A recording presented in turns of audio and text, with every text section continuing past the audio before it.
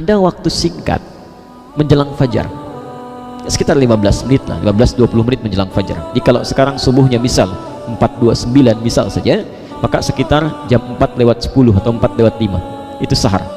Waktunya disebut dengan sahar. Aktivitas yang dilakukan di waktu sahar disebut dengan sahur. Pernah dengar makan sahur? Ya, makan sahur itu, awas hati-hati jangan salah persepsi ya. Makan sahur itu artinya makan yang dilakukan di waktu sahar ya, bukan nama makan sahur, bukan. Maksudnya makan yang dilakukan di waktu sahar. Jadi nanti saat Ramadan atau Anda ingin puasa sunnah, kalau makan, maksudnya rumus dari Nabi, jangan terlalu awal, di akhir-akhir nanti begitu menjelang fajar, silahkan, supaya energinya lebih banyak nanti ya, mengisi kita, tidak cepat habis. Jadi kalau makannya jam 3, jam 2, setengah 3 itu bukan sahur namanya ya, itu makan di akhir-akhir malam ya. Baik, itu lapar ya. Baik, kita kembalikan dulu. Nah, lihat sunnahnya, ada amalan calon penghuni taman surga yang jika tiba waktu sahar ini dia sudah tahajud tadi, qalilan minal laili ma yahja'un, dia tahajud lalu dia isi dengan banyak beristighfar kepada Allah. Dan hebatnya ini yang barangkali mesti kita mulai untuk mengamalkan. Kalimat istighfar ini itu dibentuk dengan kata jamak, wabil ashari, bukan pakai fi tapi ba, bi. Beda antara fi dengan bi ya. Kalau fi itu menunjuk kepada keadaan tempat, wafil ashari misal, dan pada keadaan di waktu sahar dia beristighfar ya.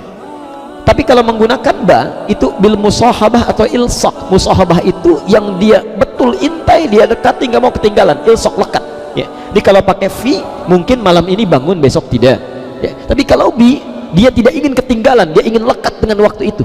Dilihat-lihat ini kapan waktu subuhnya, saya mesti bangun, saya mesti istighfar, itu pakai ba. Diseakan-akan Quran mengilustrasikan ada penghuni ahli taman surga yang saking inginnya masuk ke situ, dia tidak ingin kehilangan peluangnya. Dilihat-lihat, gak ingin ketinggalan. Jadi Anda bisa saksikan orang hebat. Ada orang terlambat sholat fardu, perasaannya biasa saja. Tapi ada orang-orang yang kehilangan ibadah sunnah pun gelisahnya luar biasa. Terlambat saya, salah saya, bilang salah, padahal sunnah ya. Yang kalaupun dia tidak mengerjakan, dia tidak berdosa, tapi saking inginnya merasa kehilangan ya. Banyak sahabat Nabi yang punya kebiasaan wirid baca Quran, punya ayat tertentu. Ada satu sahabat yang membiasakan baca surah Al-Baqarah sebelum tidur. Satu kali tertidur belum sempat dibacakan Al-Baqarah. Apa artinya Al-Baqarah?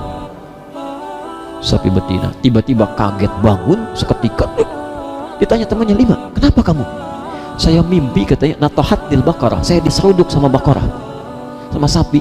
Di saking lekatnya dengan ayat Qurannya, diingatkan itu, "Kamu belum baca itu, belum baca." Ada orang-orang, Masya Allah, yang saking inginnya dia lekatkan waktu sahar untuk beristighfar, dia bangun, dia tunggangi itu.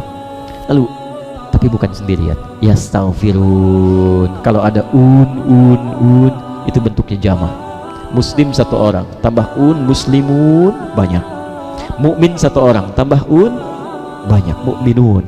Soim satu orang, kalau banyak soimun. Mukhlis satu orang, kalau banyak, gampang bahasa Arab ya, gampang. Baik, perhatikan, yastaghfirun, ada isyarat, jangan sendirian. Bangunkan istri Anda, bangunkan anak-anak. Setelah semuanya pada sholat, coba duduk bermuhasabah, mohon ampun kepada Allah. Yang paling indah kalau sama-sama dengan bermuhasabah ya, sama-sama.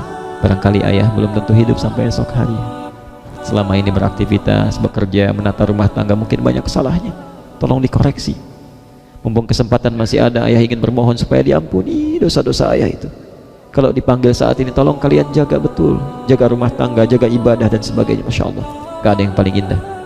Mamahnya mulai merespon, "Mamah juga mohon maaf kalau selama ini belum bagus dalam membimbing rumah tangga, merawat, menjaga kehormatan rumah tangga." Minta. Tidak ada yang lebih hebat ketika anak Anda yang bungsu mengatakan, "Ya Allah, mohon maafkan Nanda yang belum bisa jadi anak yang saleh, membahagiakan kedua orang tua, ampuni dosa kami." Semuanya menangis lalu dalam tangisan. Masya Allah. Maka berlaku hadis qudsi yang tabaqah tingkat pertamanya itu langsung diriwayatkan oleh 31 orang sahabat senior. Yanzilu Rabbuna tabaraka wa ta'ala fi thulutsail akhir minal lail.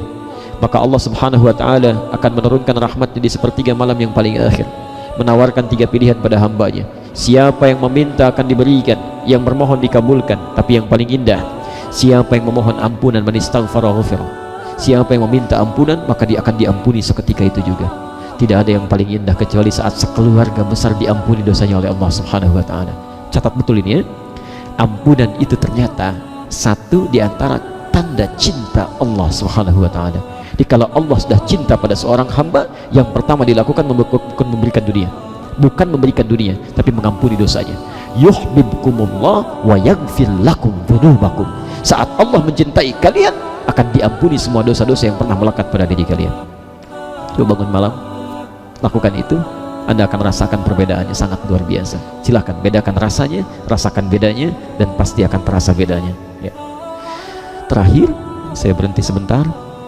Manfaat istighfar bukan hanya bisa mengantarkan Anda ke taman surga, tapi perhatikan betul ini ya, ini yang paling luar biasa. Orang yang seringkali beristighfar itu doa-doanya akan cepat dikabulkan oleh Allah Subhanahu wa taala. Kata Ibnu Qayyim Al-Jauziyah, kalau Anda punya waktu yang sangat sempit tapi permohonannya sangat banyak, maka dahulukan istighfar. Karena ketika Anda beristighfar, cinta Allah datang. Kalau Allah sudah cinta, jangankan minta, sebelum minta sudah diberikan ya. Lihat, saya bacakan kisahnya. Satu kali Imam Ahmad bin Hanbal menempuh perjalanan ke Mesir. Sampai di Mesir, masuk ke satu masjid, kemudian tiduran di situ. Tiba-tiba diusir oleh marbot masjidnya. Ukhraj katanya, barra. Kata Imam Ahmad, karena beliau ahli fikih, ulama besar, saya cuma ingin istirahat. Kata orang ini, roh, insyaallah. Perhatikan ya, ada ukhruj, ada barrah, ada roh, itu lain. Kalau ukhruj itu yang normatif standar, silahkan keluar. Kalau barrah ya, itu agak pasaran, keluar. Tapi kalau roh itu orang sudah jengkel, itu roh, maksudnya roh keluar dari sini, dan rohnya ikut juga. Jangan tinggal sampai dengan rohnya keluar juga ya. Diusir Imam Ahmad. Ini orang tahu tentang kebesaran Imam Ahmad, tapi belum pernah lihat orangnya, saking tawadhunya. Ini tandanya ulama-ulama dulu memang tidak banyak tampil ya, biasa saja, sederhana. Jadi gak kenal orang ini, tapi dengar namanya. Begitu keluar dari masjid, di pelataran masjid istirahat. Kata orang ini, keluar, pergi, diusir. Keluar dari masjid, jalan Imam Ahmad dengan singkat. Tiba-tiba dilihat oleh seorang tukang roti, iba. Kata tukang roti ini, khabas, Syekh, tafadhal istarih huna, silahkan istirahat di sini. Duduk Imam Ahmad istirahat karena lelahnya. Melihatlah tukang roti ini, setiap akan membuat rotinya ya, membuat adonannya, itu selalu mengucapkan istighfar ya. Pukul roti, adonan begini, aduk-aduk, astagfirullah, kasih air lagi, astagfirullah, dibulak-balik, astagfirullah, mulai disimpan, astagfirullah, mulai dibentuk, astagfirullah.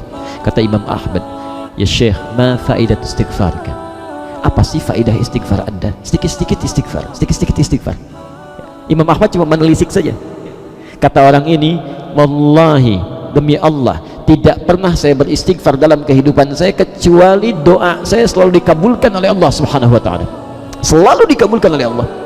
Cuma satu saja yang sampai hari ini doa saya belum terkabul.